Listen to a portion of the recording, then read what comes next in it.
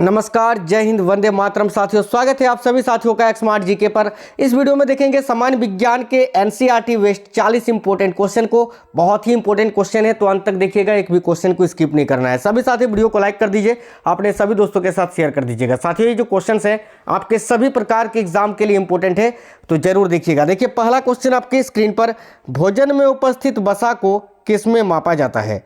तो साथियों, इस क्वेश्चन का सही उत्तर क्या हो जाएगा? सभी साथी याद रखिए, कैलोरी में। Calorie option number A correct answer हो जाएगा। टायर की खोज किसने की थी? तो देखिएगा, टायर की खोज किसने की थी? तो साथियों याद रखिएगा, टायर की खोज की थी डनलप ने। Option number D Dunlop correct answer हो जाएगा। विद्युत प्रवाह की यूनिट क्या है, या फिर विद्युत धारा की यूनिट क्या है? तो सही उत्तर क्या हो जाएगा? सभी साथी याद रखिएगा, ampere. Option number A right answer है। आगे देखिएगा, साधारण कांच निम्न में से किसका मिश्रण होता है? तो साधारण कांच जो है साथियों, ये सिलिका, सोडियम सिलिकेट और कैल्शियम सिलिकेट, उपरोक्त सभी का मिश्रण होता है। Option number D all correct answer हो जाएगा। नीचे दिए हुए ऑप्शंस में से कौन सा विद्युत का अच्छा चालक है? साथियों बिल्कुल फास्ट करेंगे हम लोग क्वेश्चंस को। देखिए, नीचे दिए हुए ऑप्शंस में से कौन सा विद्युत का अच्छा चालक है?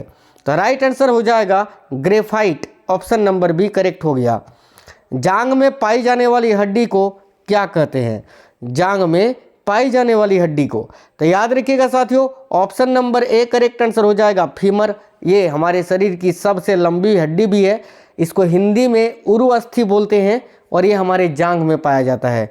आगे देखिएगा, निम्नलिखित में से किसे आमतौर पर स्वर यंत्र कहा जाता है? तो साथियों, आमतौर पर स्वर यंत्र किसे कहा जाता है? याद रखिएगा सभी साथी, लेरिंक्स को। Option number D correct answer हो जाएगा। पायरिया रोग किस अंग से संबंधित है? तो देखिएगा, पायरिया रोग जो है ये हमारे शरीर के किस अंग को प्रभावित करता है? तो मसूड़े को। ऑप्शन नंबर बी मसूड़ा करेक्ट आंसर हो जाएगा। रक्त लापता किसके अभाव के कारण होता है?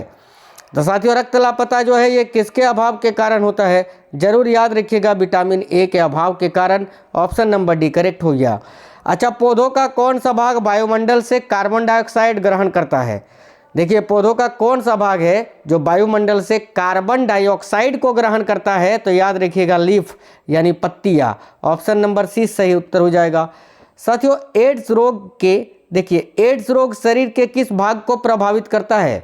देखिएगा, एड्स रोग शरीर के किस भाग को प्रभावित करता है? सभी साथी याद रखिएगा, रोग प्रतिरोधक प्रणाली को। ऑप्शन नंबर ए सही उत्तर हो जाएगा। इन्फ्लुएंजा किसके कारण होता है? तो इन्फ्लुएंजा एक रोग है, बीमारी का प्रकार है, जो किसके कारण होता है? तो साथियों, वायरस के कारण होता है। ये वायरस यानी विषाणु। ऑप्शन नंबर सी सही उत्तर हो जाएगा। निम्न में से कौन एक स्तनपायी नहीं है? निम्न में से कौन एक स्तनपायी नहीं है? तो देखिएगा, सही उत्तर क्या हो जाएगा? निम्न में से कौन एक स्तनपायी नहीं है? तो देखिएगा, करेक्ट आंसर क्या हो जाएगा? मछली। मछली स्तनधारी नहीं है। बाकी देखिएगा, गाय, व्हेल, बकरी, ये तीनों स्तनधारी है, लेकिन मछली नहीं है। ऑप्शन नंबर बी सही हो गया। नीचे दिए हुए विकल्प में से किसका अंडा सबसे बड़ा होता है? तो देखिएगा, नीचे दिए हुए विकल्प में से किसका अंडा सबसे बड़ा होता है? तो जरूर याद रखिएगा, ऑप्शन नंबर बी शुतुरमुर्ग का। नेक्स्ट क्वेश्चन, कौन सा तेल उपजाऊ पौधा है? इनमें से कौन सा तेल उपजाऊ पौधा है? तो सही उत्तर क्या हो जाएगा? जरूर याद रखिएगा, मूंगफली। Option number B. आगे देखिए, अगली क्वेश्चन, किस रोग से पीड़ित व्यक्ति के लिए मुख्य पुनः आर्द्रीकरण चिकित्सा का अनुमोदन किया जाता है? तो साथियों देखिएगा, हैजा इस क्वेश्चन का सही उत्तर हो जाएगा, जो एक संक्रामक रोग भी है। ऑप्शन नंबर सी हैजा करेक्ट हो गया। निम्नलिखित में से किसके कारण सूर्य के प्रकाश में खुला रहने पर चर्म कैंसर हो सकता है? निम्नलिखित में से किसके कारण सूर्य के प्रकाश में खुला रहने पर स्किन कैंसर हो सकता है? तो देखिएगा, करेक्ट आंसर क्या हो जाएगा? याद रखिएगा, ऑप्शन नंबर डी पराबैंगनी किरणों के कारण। नेक्स्ट क्वेश्चन, मुंह में ही लार भोजन के किस वाले भाग को पचा देती है?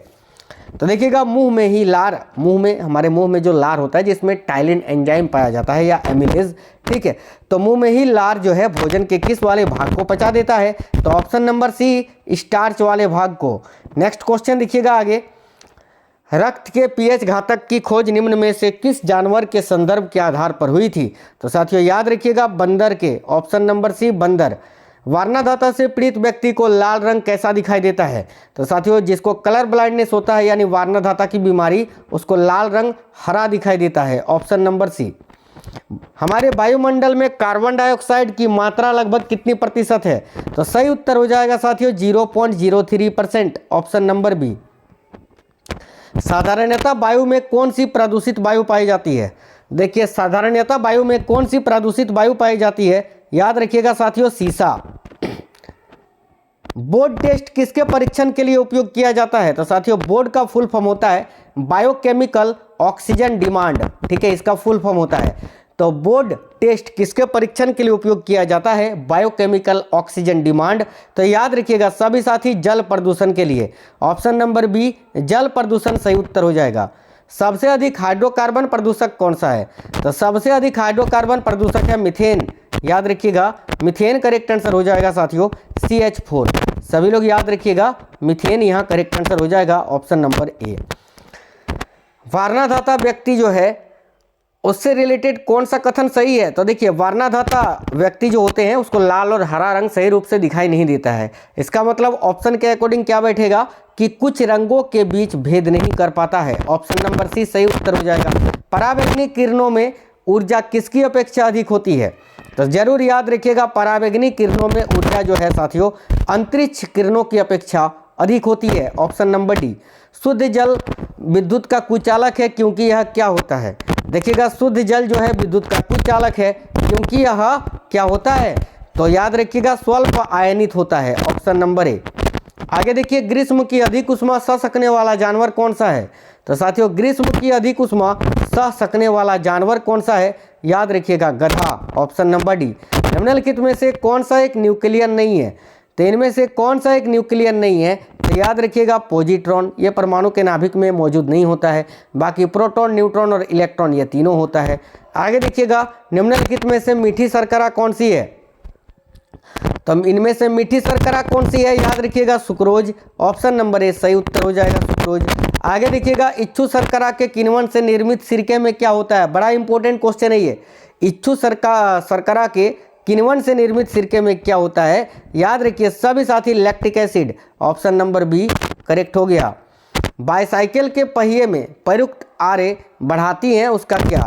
तो देखिएगा जड़त्व आघूर्ण, option number A correct answer हो जाएगा। बाईसाइकिल के पहिए में प्रयुक्त आरे बढ़ाती हैं उसका जड़त्व आघूर्ण को। आगे नेक्स्ट क्वेश्चन, नैनो टेक्नोलॉजी उन पदार्थों से संबंधित है जिनकी बीमाएं कितनी होती हैं? देखिएगा नैनो टेक्नोलॉजी उन पदार्थों से संबंधित है जिनकी बीमाएं क्या होती है? 10⁻⁹ मीटर तक। बिल्कुल ऑप्शन नंबर सी इस क्वेश्चन के लिए सही उत्तर हो जाएगा। प्रकृति में सबसे सशक्त बल कौन सा है? प्रकृति में सबसे सशक्त बल है नाभिकीय बल। याद रखिएगा साथियों नाभिकीय बल, ऑप्शन नंबर सी सही उत्तर हो गया। सापेक्षता सिद्धांत के अनुसार निम्नलिखित में से कौन सा सदा समान रहता है?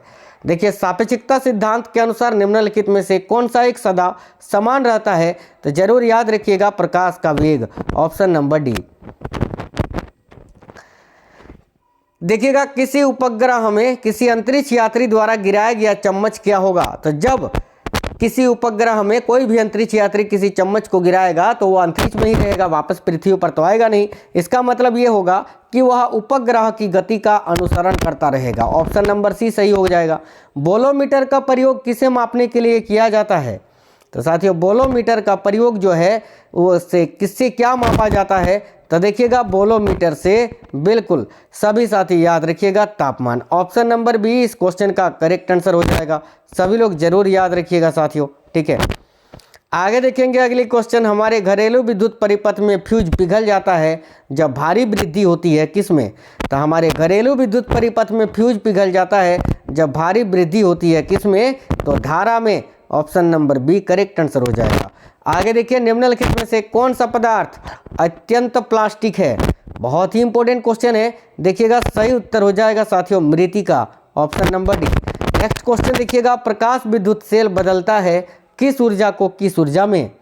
तो देखिएगा प्रकाश विद्युत सेल जो है साथियों ये बदलता है प्रकाश ऊर्जा को विद्युत ऊर्जा में, ऑप्शन नंबर डी इस क्वेश्चन का बिल्कुल सही उत्तर हो जाएगा। साथियों बहुत ही इंपॉर्टेंट क्वेश्चन मैंने करा दिया बहुत ही कम समय में। ये वीडियो कैसा लगा है जरूर नीचे कमेंट बॉक्स में कमेंट कर बताइए। सभी साथी वीडियो को लाइक कर दीजिएगा, शेयर कर दीजिए, नए साथी जितने भी हैं चैनल सब्सक्राइब कर लीजिएगा। तब तक मिलते हैं अगली वीडियो में, तब तक स्वस्थ रहें। जय हिंद साथियों, वंदे मातरम।